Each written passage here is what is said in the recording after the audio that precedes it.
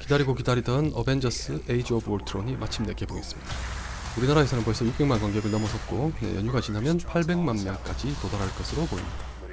북미에서는 개봉일에만 무려 8,400만 불 이상을 벌어들이면서 역시 예상대로 폭발적인 흥행을 기록하고 있습니다. 아마 모르긴 몰라도 전 세계에서 10억 불은 가볍게 벌어들일 것 같습니다. 이런 놀라운 흥행과는 별개로 관객들의 반응은 조금 나뉘고 있습니다. 기대가 컸던 만큼 실망하게 되는 역효과가 생긴 것도 있겠지만 확실히 전편처럼 폭넓은 호응을 얻진 못하고 있습니다. 여러가지 이유가 있겠지만 그중 하나로는 멈추지 않는 떡밥의 투척을 들 수 있을 것 같은데요. 개별 영화들이 서로 이런저런 떡밥을 던져주면서 상부상조했던 것처럼 어벤져스 에이지 오브 울트론도 다음 영화들을 위한 기약을 곳곳에서 하고 있었습니다. 여러분이 지금 보고 계시는 이 영상에서는 바로 그 떡밥으로 어떤 것들이 있었는지 한번 살펴보려고 합니다. 물론 제 추측과 예상일 뿐이니 오류는 얼마든지 있을 수 있다는 점 양해해 주셨으면 합니다. 그럼 한번 시작해 볼까요? 먼저 제목 그대로 어벤져스 에이지 오브 울트론의 악당인 울트론에 대해서 알아보겠습니다. 사실 제작 초기에 울트론이 악당으로 등장한다는 사실은 의외라는 반응이 많았습니다. 타노스가 등장하길 기대했던 팬들의 바람과 어긋났기 때문인데요. 한편으로는 절대 강자인 타노스가 등장하기엔 너무 이르다는 것도 인정할 수밖에 없을 것 같습니다. 원작과 영화에서 울트론이 달라진 건 크게 세 가지가 있습니다. 첫째, 원작에서 울트론의 창조주는 지금 보고 계시는 앤트맨의 행크핌입니다. 반면 에이지 오브 울트론에서는 토니 스타크와 브루스 배너의 합작품이었죠. 엄밀히 말하면 치타우리 종족이 전편에서 남긴 잔해와 바론 폰 스트러크를 위시한 히드라의 실험도 더해야 할 것 같습니다. 앤트맨이 아직 마블 시네마틱 유니버스에 소개되기 전이라서 어벤져스 에이지 오브 울트론에서는 이렇게 바뀌었습니다. 7월에 개봉할 예정인 앤트맨은 마이클 더글라스가 연기한 1대 앤트맨인 행크핌이 폴 러드가 연기한 2대 앤트맨인 스콧 랭에게 자리를 물려주는 과도기를 다룰 예정입니다. 행크핌은 마블 코믹스에서 상당한 영향력을 지닌 캐릭터라서 이 작품을 많이 주목하고 있습니다. 앤트맨에 대한 얘기는 나중에 다시 한번 말씀드리도록 하겠습니다. 두 번째로 달라진 건 아무래도 영화와 밸런스를 맞추다 보니 울트론의 능력이 약화됐고 스타일에도 변화가 있었습니다. 어벤져스 에이지 오브 울트론에서의 울트론은 네트워크를 장악하고 동시에 여러 대를 조종하는 걸 제외하면 썩 뛰어난 파워를 보여주진 못했습니다. 아이언맨과의 1대1에서도 지고 파괴되는 장면까지 있었죠. 셋째는 울트론의 재질이 달라졌습니다. 원작의 울트론은 엑스맨에서 울버린의 몸을 이루고 있는 아다만티움으로 제조됐지만 영화에서는 캡틴 아메리카의 방파와 같은 비브라늄을 노렸습니다. 왜 이렇게 달라진 걸까요? 울트론은 자신의 몸체를 강화시키기 위해 율리시스 클로를 찾아가 비브라늄을 구입합니다. 그냥 힘으로 강탈해도 그만이었을 텐데 막대한 돈을 지불한 걸 보면 울트론도 아주 양심 없는 로봇은 아니었죠.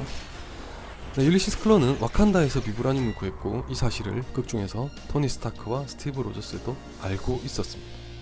아프리카에 있는 와칸다는 영화에서와 마찬가지로 원작에서도 비브라늄의 거의 유일한 생산지입니다.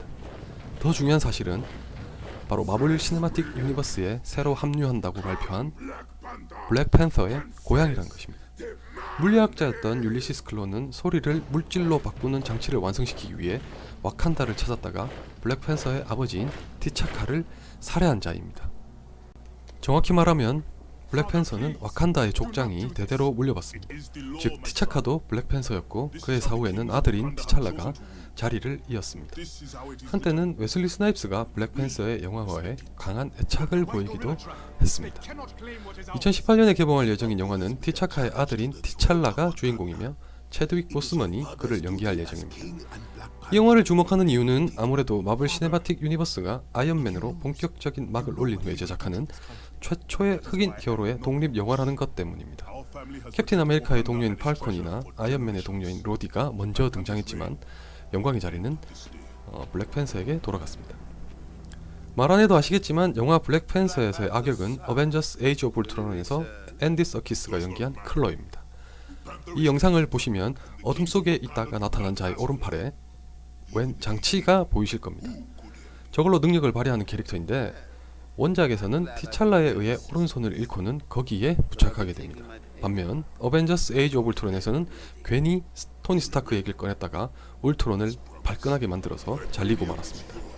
이렇게 해서 자연스럽게 블랙팬서와 클로의 관계가 이어지게 되겠죠. 다음은 윈터 솔저입니다. 아직 단정하긴 이르지만 캡틴 아메리카 시빌 워에서는 윈터 솔저가 중요한 역할을 할 것으로 알려졌습니다. 확실한 건 어쨌든 그가 영화로 다시 돌아올 것이란 점인데요. 소코비아에서 일전을 치르고 연 파티에서 샘 윌슨과 스티브 로저스가 대화를 나눴던 장면을 혹시 기억하시나요? 네, 한판 벌어질 줄 알았으면 미리 불렀을 것이라고 하자 샘 윌슨은 사라진 사람을 찾는 걸로 만족한다고 답했습니다. 캡틴 아메리카 윈터 솔저를 보셨다면 그 사라진 사람이 누굴 의미하는지 다들 아시겠죠? 어벤져스 에이지 오브 울트론에서는 새로운 멤버로 합류한 두 명의 캐릭터가 있었습니다. 먼저 스칼렛 위치는 모르긴 몰라도 닥터 스트레인지가 나타나기 전까진 어벤져스 멤버 중 아마 최강의 능력을 가졌을 것 같습니다. 대표적으로 하우스 오브 M이라는 코믹스에서는 스칼렛 위치의 능력 때문에 도련변이 전체가 절체절명의 상황으로 몰리기까지 했습니다. 그것과는 조금 다르지만 어벤져스 에이지 오브 울트론에서도 잠깐이나마 스칼렛 위치의 무시무시한 힘이 발산된 장면이 있었습니다. 퀵실버가 죽은 걸 직감하고 적을 순식간에 몰살시켰었죠. 이런 스칼렛 위치도 여자는 여자입니다. 원작에서는 다른 멤버와 결혼까지 하는데 그게 바로 비전입니다. 놀랍게도 둘 사이에는 자식도 있습니다. 물론 생물학적으로 임신한 건 아니고 다른 방식으로 아이들을 가집니다. 어벤져스 에이지 오브 울트론에서도 둘의 관계를 넌지시 암시했습니다. 비전이 막 깨어난 후에 토르와 둘이서 얘기하고 있을 때 스칼렛 위치가 그를 물끄러미 바라보는 장면이나 결말부에서 위기에 놓인 스칼렛 위치를 비전이 구해내는 장면이 그걸 보여주고 있었습니다. 마지막에 쉴드의 새 본부에 나타났던 새로운 어벤져스 멤버로도 둘이 있었으니까 차츰차츰 관계가 발전할 수도 있을 것 같네요. 퀵실버는 어벤져스 에이지 오브 울트론에 새로 합류한 캐릭터 중에서 가장 아쉬웠습니다. 개봉 전에는 엑스맨 데이즈 오브 퓨처 패스트에서의 퀵실버와 비교하는 재미가 있을 것 같아서 기대가 컸는데요. 게다가 다른 사람도 아닌 조스 웨든이 믿었으나 결과는 썩 마음에 들지 않았습니다. 능력의 묘사에서 지나치게 평범했죠. 조스 웨든이 아니라 그 누구라도 할 수 있는 연출이었으니 실망할 수밖에 없었을 것 같습니다. 브라이언 싱어가 퀵실버의 짧은 등장에도 불구하고 명장면으로 만든 것과는 달라서 더 비교가 됐습니다. 심지어 퀵실버는 죽고 말았습니다. 명예회복을 할 기회가 주어지질 않는다는 거죠. 물론 아직 포기하긴 이릅니다. 마음만 먹으면 다시 되살리는 것쯤이야 할리우드에서는 일도 아니잖아요. 원작에서도 죽었다가 되살아난 전례가 있긴 합니다. 좀 사기라서 이런 방식을 썩 좋아하진 않지만 제발 다시 퀵실버가 돌아와 주기를 기대하고 있습니다. 사실 이렇게 사라지긴 조금 아쉽지 않나요? 참고로 원작에서 쌍둥이 남매인 스칼렛 위치와 퀵실버의 아버지는 바로 그 유명한 매그니토입니다. 네, 엑스맨의 그 매그니토 맞습니다. 복잡한 판권 문제로 인해서 마블은 이 설정을 영화에서 사용할 수 없습니다. 원작에서는 돌연변이지만 어벤져스 에이지 오브 울트론에서는 바론 폰 스트러커의 실험으로 탄생한 것으로 바뀐 것도 같은 이유입니다. 반대로 엑스맨 영화를 만들고 있는 20세기 폭스에서도 이 두 사람이 어벤져스 멤버라는 사실을 언급할 수가 없습니다. 여담이지만 각각 스칼렛 위치와 퀵실버를 연기한 엘리자베스 올슨과 아론 테일러 존스는 고질라에서는 부부로 사이로 출연을 했었습니다. 부부가 졸지에 남매가 되고 남매가 졸지에 부부가 되는 희한한 관계가 이루어졌습니다. 아론 테일러 존슨 같은 경우는 이 영화의 출연을 굉장히 망설였는데 다행히 스칼렛 위치로 엘리자베스 올슨이 캐스팅됐다는 사실을 듣고 안심할 수 있었다고 합니다. 어벤져스 에이지 오브 울트론에 새로 합류한 또 하나의 캐릭터는 바로 우리나라 배우인 수연이 연기한다고 해서 화제가 됐던 헬렌 조입니다. 수연 같은 경우는 개인적으로 눈여겨보던 배우인데 이런 대작 영화에서 만나게 될 줄은 몰랐네요. 참고로 현재 수연은 어벤져스뿐만 아니라 넷플릭스에서 제작하고 있는 대작 드라마인 마르코 폴로에도 출연 중입니다. 아마 앞으로 계속 할리우드에서 볼 수 있을 것 같네요. 헬렌 조는 원작에서도 나온 인물이긴 합니다만 그 자신보다는 아들이자 가공할 천재인 아마데우스 조가 유명합니다. 헬렌 조는 남편과 함께 미국으로 건너왔다가 아마데우스 조가 천재적인 능력을 발휘하기 시작하면서 그를 위험인물로 간주한 악당에 의해 남편과 함께 집에서 복사했습니다. 아마데우스 조는 많은 팬이 고대하는 월드워 헐크에서 헐크를 진심으로 도와주려고 했던 몇 안 되는 인물 중 하나입니다. 사실상 그가 모든 조력자를 만들었다고 봐야겠죠. 블랙 위도우를 흠모하기도 했고 캡틴 아메리카 윈터 솔저에서는 닥터 스트레인지 등과 함께 프로젝트 인사이트가 처리하려고 했던 학생이 바로 아마데우스 조라는 얘기도 일찌감치 있었습니다. 여담이지만 이 아마데우스 조는 그렉 팍이라고 하는 한국계 작가가 일본인 작가와 함께 만든 캐릭터입니다.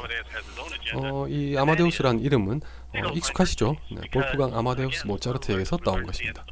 부모가 위인에 대한 애착이 커서 그렇다는 설정을 가지고 있습니다. 웃긴 건 딸의 이름은 심지어 퀴리 부인입니다. 마담 퀴리 조. 작가들의 장면 센스가 참 독특해요. 아마데우스 조가 천재인 걸 알고 공교롭게도 헬렌과 남편을 죽인 범인의 이름은 바로 피타고라스 듀플입니다. 그 수학자 피타고라스 맞습니다. 아무래도 어벤져스 에이지 오브 울트론에서 가장 중요한 캐릭터 중 하나는 아이언맨이었습니다. 캡틴 아메리카 시빌워를 위한 보석이었다고 봐야겠죠. 마블에 토니 스타크가 있다면 DC에는 브루스 웨인이 있습니다. 둘 다 재벌 영웅이라는 것과 더불어서 공통점이 덜어있죠.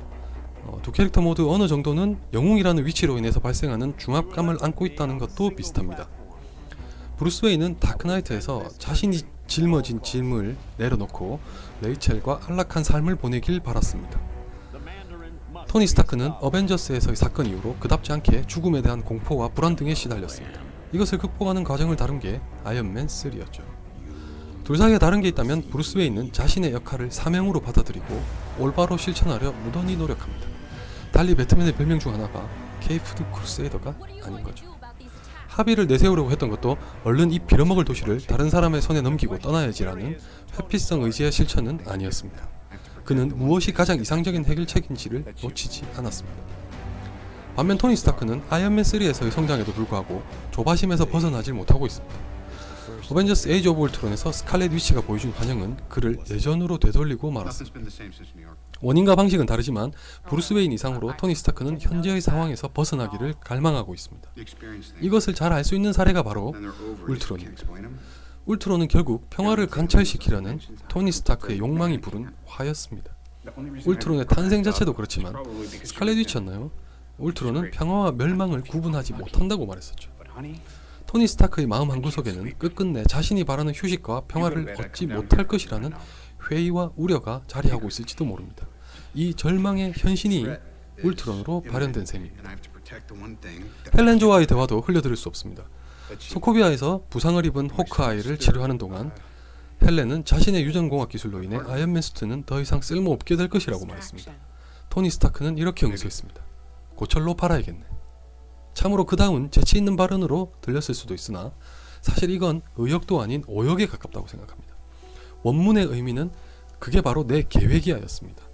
이 대화의 시점은 울트론의 등장 이전이라는 걸 고려하면 토니 스타크의 의중이 무엇인지를 조금이나마 더 명확하게 짐작할 수 있는 것 같습니다. 더욱이 결말에서 나눈 캡틴 아메리카의 대화에서도 토니 스타크는 안정을 바라고 있었습니다.